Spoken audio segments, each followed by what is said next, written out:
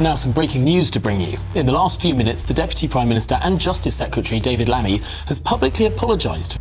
Watch how David Lammy is brutally grilled in a fiery showdown inside the House of Commons, a moment that exposes deep cracks within his own party. What happens when over 100 MPs rebel and his own past words are used against him? As Nick Timothy pushes for answers, the pressure builds, and even the Speaker steps in as tensions rise. For many watching, this isn't just politics, it's about justice, fairness, and trust in the system. Before we continue, please take a moment to like this video and subscribe to Britain Daily. It's completely free and it helps us keep bringing you the hard-hitting stories that matter. Let's watch this explosive clip.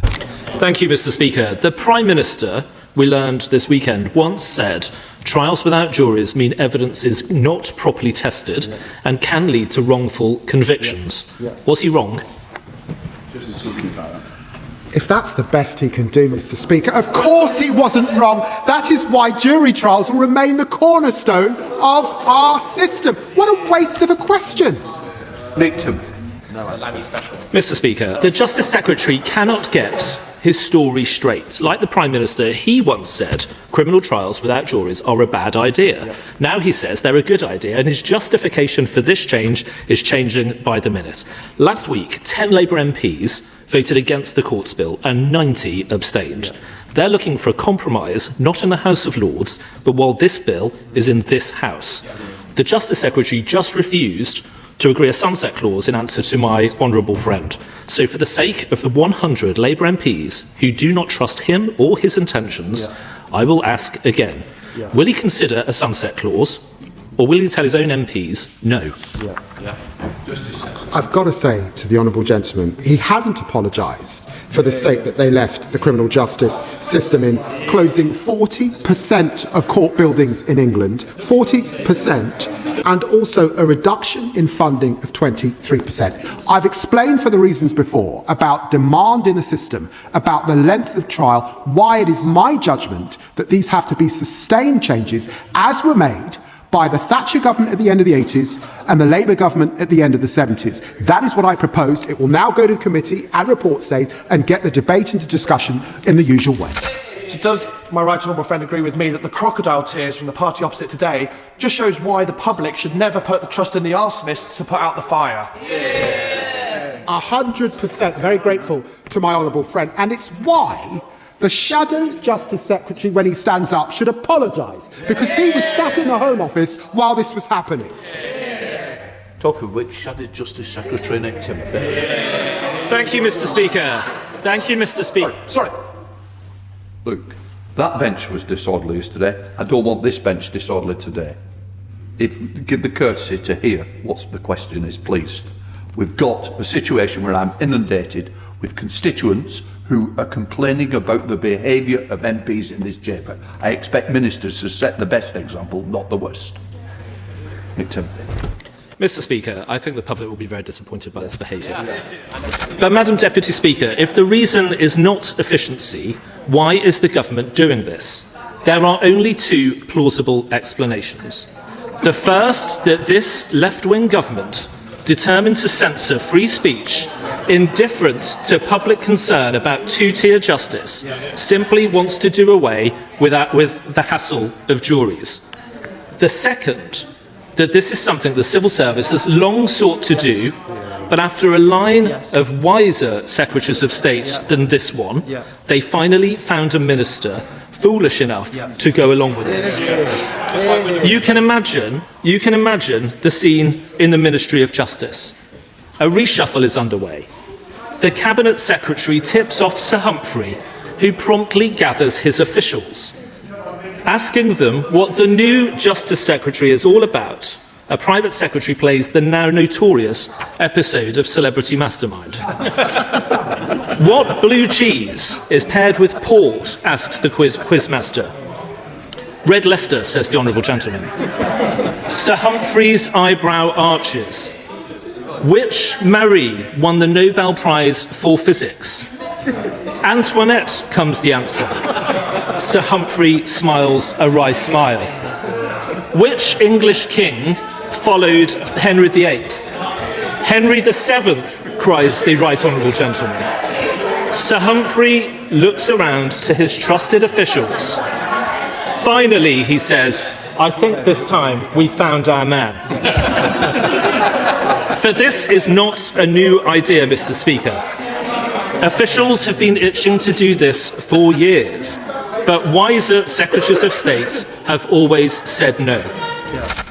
Katie Lamb, Shadow Minister. Thank you, Mr. Speaker.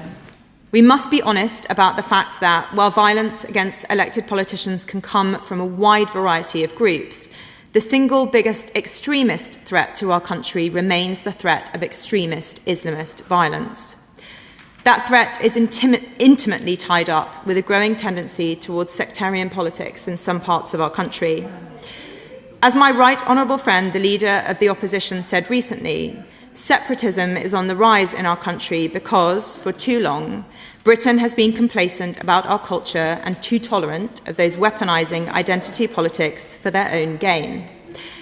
Yet, in its cohesion strategy published earlier this week, this government seemed unwilling to deal with this threat head-on. The strategy openly acknowledged the existence of communities in the UK living segregated or parallel lives. But rather than dealing with that problem directly, the government proposes a package which may only make this problem worse. More DEI in the public sector, an attempt to smuggle in so-called social engineering under the guise of social cohesion, advisory boards designed to manage tensions when it was exactly this focus on managing community tensions which allowed rape and grooming gangs to operate unchecked for so long in towns and cities across our country, and a new rebranded Islamophobia definition to be issued as guidance to public servants, which will have a chilling effect on their behaviour.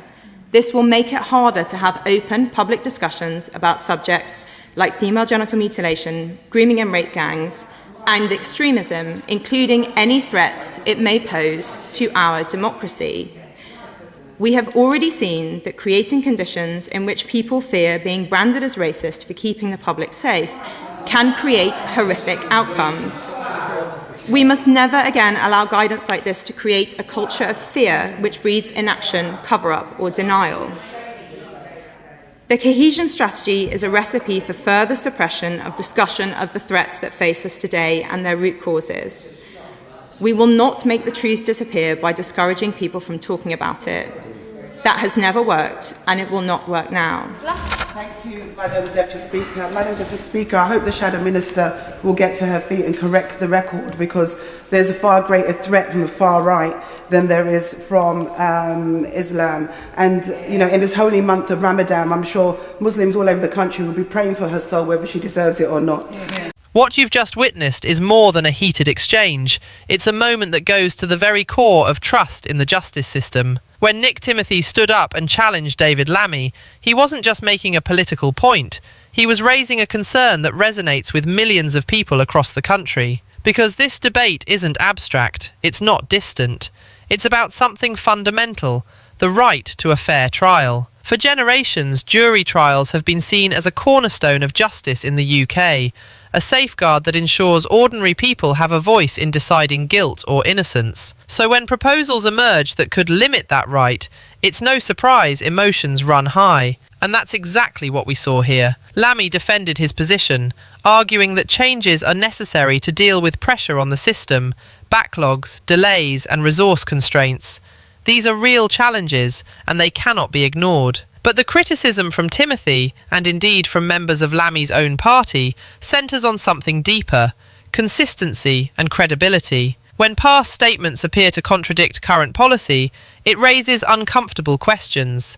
If jury trials were once described as essential to preventing wrongful convictions, what has changed? And perhaps more importantly, have those changes been clearly explained to the public? Inside the House of Commons, moments like this are intense, fast-moving, and often unforgiving. The Speaker's intervention only added to the drama, reminding everyone that even in the heat of political battle, order must be maintained. But beyond the noise, beyond the clashes, there is a serious conversation taking place, one that affects the rights and protections of every citizen. And this is where it becomes personal. Because justice isn't just a political issue, it's something that could affect anyone at any time.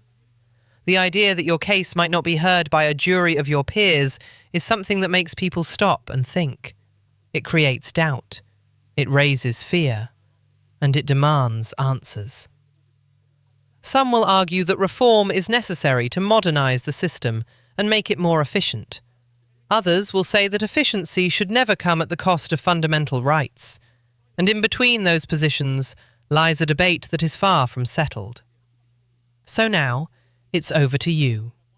Do you believe these proposed changes are a necessary step forward or a dangerous move that could undermine the justice system? And do you trust the explanations being given, or do you think more clarity is needed? Let us know your thoughts in the comments below, because these decisions don't just shape policy, they shape people's lives. And before you go, don't forget to like this video and subscribe to Britain Briefed. It's completely free, and it helps us keep bringing you the most powerful, unfiltered moments from UK politics. Stay informed, stay engaged, and we'll see you in the next one.